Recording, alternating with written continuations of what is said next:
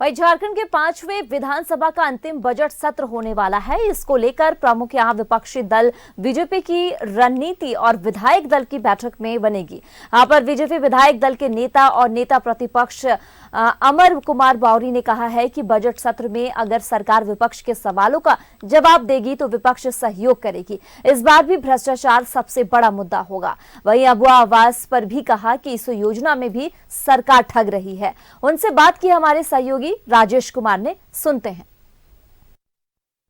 लोकसभा चुनाव के मोड पे चला गया है और जिस तरीके से बीजेपी ने एक बड़ी बैठक दिल्ली में करने के बाद से तय किया है कि अब की बार 400 पार, किस तरीके से इस रणनीति के तहत काम होगी और किस तरीके से तमाम चीजों पे बातचीत होगी। हमारे साथ नेता प्रतिपक्ष हैं अमर बावरी जी, उनसे बातचीत करेंगे। अमर जी, बड़ी बैठक हुई दिल्ली में, किस तरीके से वर्तमान परिस्थिति में देख रहे हैं आप इस चीजों को? भारतीय जनता पार्टी के राष्ट्रीय अधिवेशन अभी संपन्न हुआ 2 दिवसीय, और 10 साल के अंदर में नरेंद्र भाई मोदी जी के नेतृत्व में देश में जो कायाकल्प हुआ है सभी सेक्टर्स में, देश विकसित भारत के संकल्प को लेकर किसी धरती आबा बिरसा मुंडा जी के भूमि से उली हाथों से प्रधानमंत्री जी ने विकसित भारत संकल्प की यात्रा प्रारंभ की, 2047 की, और उसकी घोषणा करी। आज देश का हर एक युवा, हर एक बच्चा, हर एक नागरिक उससे जुड़ा है और उस यात्रा में 2024 जो है एक मील का पत्थर साबित होगा, जब तीसरी बार 370 से ज्यादा सीटें भारतीय जनता पार्टी और एनडीए के 400 सीटें से ज्यादा। राज्य की राजनीति पे भी चर्चा करेंगे क्योंकि अभी जो हालात दिखाई पड़ रहे हैं, विधानसभा का बजट सेशन आने वाला है और जो हालात दिख रहे हैं खास करके सत्ताधारी दल की तरफ से, क्या लगता है आपको किस तरीके की परिस्थिति नजर आ रही? देखिए, बहुत बड़ा विडंबना है और बहुत बड़ा दुर्भाग्य है। एक तरफ देश का प्रधानमंत्री 2047 में विकसित भारत का रोड मैप लेकर के चलने का काम कर रहे हैं, दूसरे पे झारखंड की है जहां से, जिस जगह से उन्होंने घोषणा करी उसे राज्य सरकार आज अपना 4 साल में अपना जो है विश्वास खो करके एक सरकार गई, दूसरा पार्ट 2 आई है। आप लोगों ने देखा होगा 54% बजट ही अभी खर्च हुआ है अपने मूल बजट का 2023-24 का।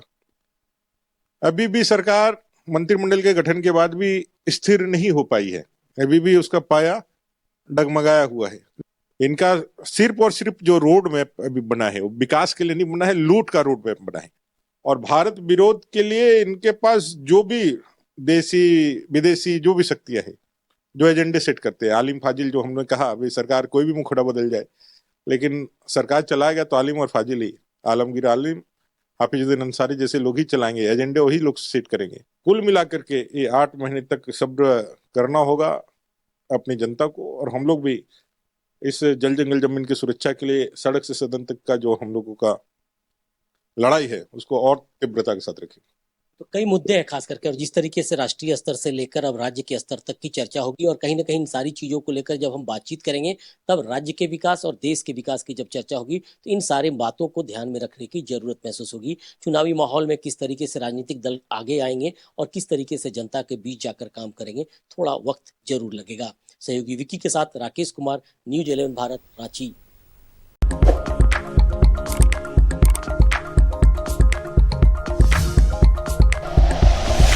Like and share videos, subscribe करें हमारा चैनल और प्रेस करें बेल आइकॉन।